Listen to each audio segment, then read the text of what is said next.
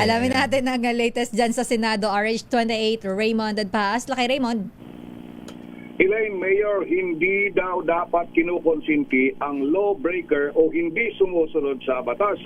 Ipabala ni Senator Francis Kiko Pangilinan kasunod ng kagustuhan ng mayorya sa Senado na payagan ng online na pagdalo sa sesyon ng botohan ng mga senador. Ayon kay Pangilinan, hindi maring ikumpara ang kaso noon ni dating Senador Leila de Lima na kanilang hiniling na payagang dumalo sa sesyon online habang nakakulong. Sa kaso ngayon ni Senador Ronald Bato de la Rosa na nagtatago, tinawag niyang law-abiding si De Lima dahil hinarap ang kaso, nagparesto at nagpakulong. Kumpara kay Senator Bato na tinawag na lawbreaker dahil ayaw niyang harapin ang kanyang kaso at ngayon ay pinagkahanap ng mga otoridad.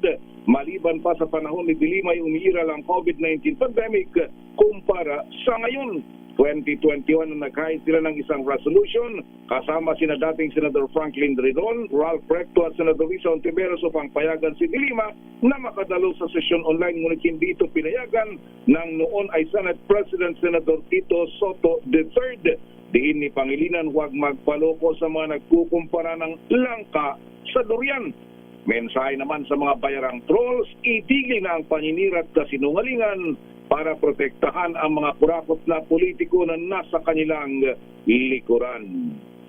Mula sa Senado, ito si RH28 Raymond Advance para sa DZRH. Una sa Pilipinas, una sa Pilipino. Maraming salamat, Raymond Adpaas at good